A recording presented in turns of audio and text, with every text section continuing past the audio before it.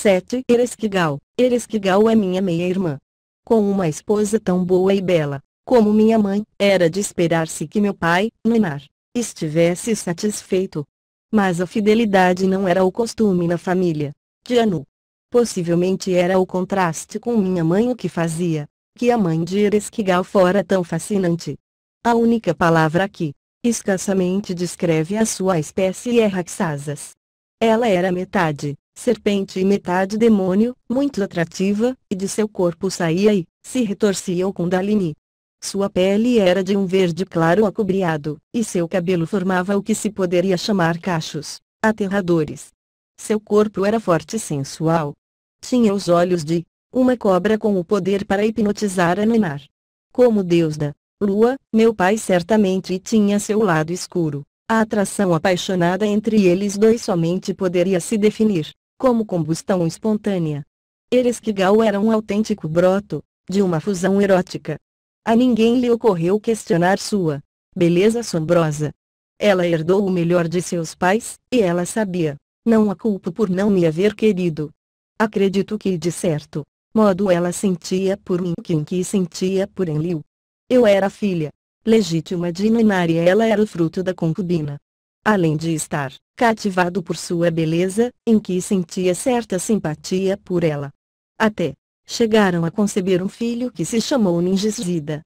Enki, como de costume não pôde controlar-se, como engenheiro, chefe de minas, tinha dado a Ereskkigal o poder sobre o mundo subterrâneo. Enki se deixa convencer muito facilmente e eu gostaria de ver como Ereskkigal utilizava seus notáveis encantos sobre ele. Nós as garotas fazemos qualquer coisa para valermos neste mundo. Mas todo esse cabelo loiro era tão falso como todas as perucas que usava para realçar sua cabeleira. O mundo subterrâneo não está exatamente debaixo, embora parte dele está localizado no que agora chamam a África e os extensos depósitos de ouro que nós cobiçamos estão lá. Foi uma operação mineira enorme. Constantemente voavam as naves, desde a Terra até a estação na órbita para entregar os metais refinados. Das profundidades da Terra tirávamos ouro e outros metais preciosos como a prata, cobre, urânio e diamantes. Tinha que haver uma força de trabalho gigantesca e, com o passo dos séculos, procriaram-se homens e mulheres para que fossem operários mais eficientes. Nossos geneticistas constantemente melhoravam o aspecto de sua obediência e submissão. Não obstante, de vez em quando tinha que aplicar a disciplina. Na Terra havia pelo menos 3 espécies que comiam carne humana, assim que os come carne era uma ferramenta disciplinadora muito útil. Que melhor ameaça para um trabalhador resistente que a ideia de ser devorado vivo. Olhem-no desde nosso ponto de vista, nós estávamos cumprindo com nosso dever. Tínhamos que subministrar partículas de ouro a nosso planeta Nibiru para nossa atmosfera esgotada, ou morreríamos todos. Fizemos todo o necessário para tirar o ouro das minas. Ereskkigal era mais indicada para este trabalho, não lhe incomodava motivar aos operários com histórias de canibalismo. Dentro de si tinha um pouco dessa vocação de comer carne, não é que comesse humanos todo o tempo, só uma dentada de vez em quando. O canibalismo tem diferentes significados para diversas espécies. Um grupo poderia vê-lo como uma maneira de absorver a força, sabedoria e poder da pessoa que se come. Para eles, é um método ritual de aumentar sua consciência, assim como sua capacidade física e sexual. Quando ingerem a seu inimigo, obtêm a experiência de sua vida. Outros somente se comem o cérebro da vítima para obter sua inteligência. Em seu planeta ainda há vestígios disto. Há outro tipo de canibalismo mais generalizado que é muito mais sutil. Há quem conhece a arte de devorar a energia das pessoas, sem que elas saibam. Pensem como o temor os pode adoecer, quão rendido e desgastado se sente uma pessoa por causa da raiva, a cólera ou os ciúmes. Aonde vai essa energia? Porque se veem tão cansados e pálidos aqueles que são viciados no álcool e nas drogas. Possivelmente aqueles que os controlam já não precisam comer sua carne. Agora sabem de onde procedem essas histórias sobre pessoas que levam as antípodas, asanas e as comem, os demônios. Para alguns era uma realidade. Mas não existem os demônios, somente várias espécies que os controlaram por meio do temor. Este é um universo de livre-arbítrio, o que quer dizer que são livres para fazer o que quiserem, e também o são outros seres. Esse é o problema. Se todos começarmos como iguais, como induzimos aos outros a que façam o que queremos que façam? Há alguma regra? Pode-se enganar a outros? Quem valoriza quem é aqui? Se te converter no tirano de outro, te devolve essa tirania. Bloqueia-te isto com o tempo. Essa é a pergunta mais interessante para nós agora que estamos apanhados pela parede. Eu não estava pensando em assuntos de metafísica quando descendia em minha nave para o mundo subterrâneo. Meu irmão, o Tu e meus pais opinaram que tinha que estar destrambelhada. Eles não pensavam que Ereskkigal receberia a sua meia-irmã que acabava de enviuvar com os braços abertos, e me advertiram que não fosse. Mas eu tinha outras coisas em mente, como a dotação genética de seu marido Nergal, além de seus olhos azuis. Por direito, ele chegaria a ser meu marido e produziríamos herdeiros. Dizia-se que Ereskkigal tinha um palácio fabuloso, que estava todo talhado a ouro.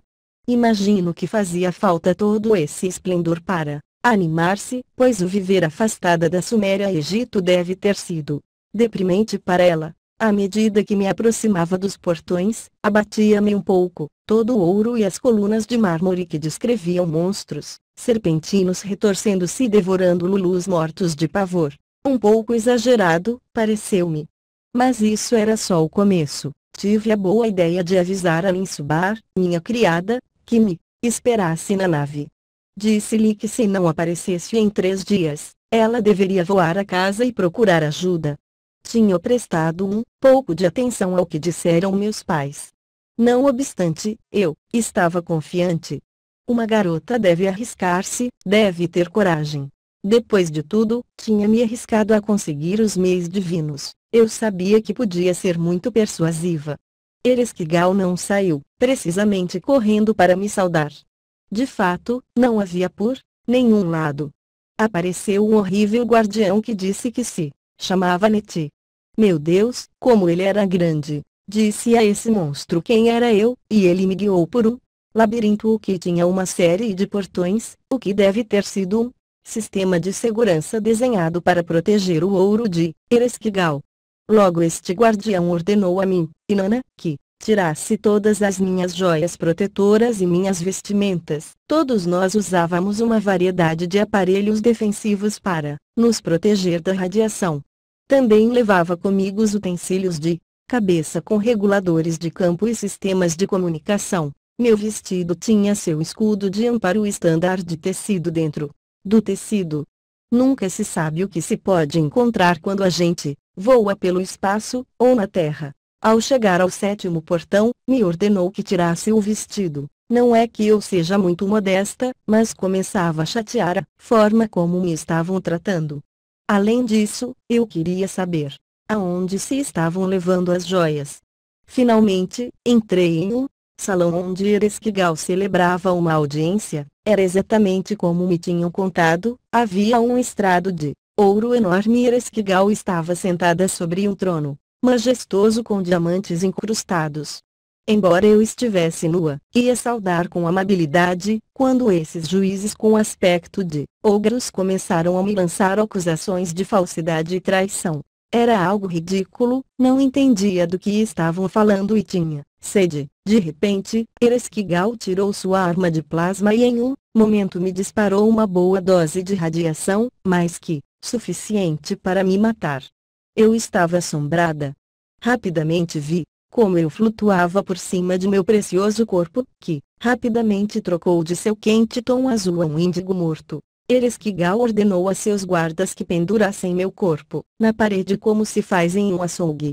Vi como meu corpo se decompunha.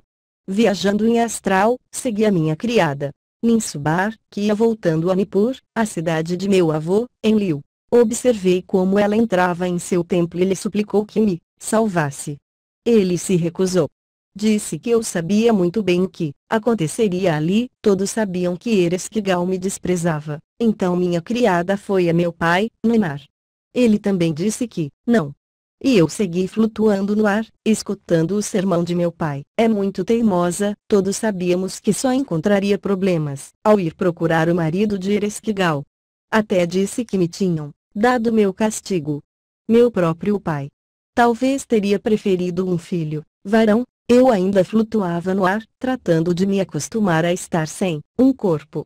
Na mente de minha querida criada motivei um pensamento e velozmente ela foi ao absurdo em que já tinha uma história lacrimosa muito convincente preparada e, bendito seja, em que decidiu intervir. Ele tinha algo de poder sobre Ereshkigal, pois tinha sido ele quem lhe tinha concedido o mundo subterrâneo. Fez acertos para que levassem meu corpo à grande pirâmide. Com a ajuda de Ninhursag, ressuscitou-me. Durante 3 dias tive uma dor de cabeça horrível. Decidi nunca mais voltar a visitar essa bruxa e me esquecer do DNA de seu marido. Estar separada de meu corpo não foi algo tão funesto, mas me levou a pensar quanto desfrutava de certas coisas, como dançar, ou inclusive comer. Tinha me apegado muito a este corpo e a minha vida na terra com os Lulus. O tempo que estive fora de meu corpo me fez querer muito mais a terra. Também aprendi a não confiar em ninguém, exceto em mim mesma. Decidi estender meus templos do amor à Índia Meridional, onde me tinham dado territórios que ninguém mais queria. Às bordas do rio Indo construía cidades Mohenjo-Daro e Harappa.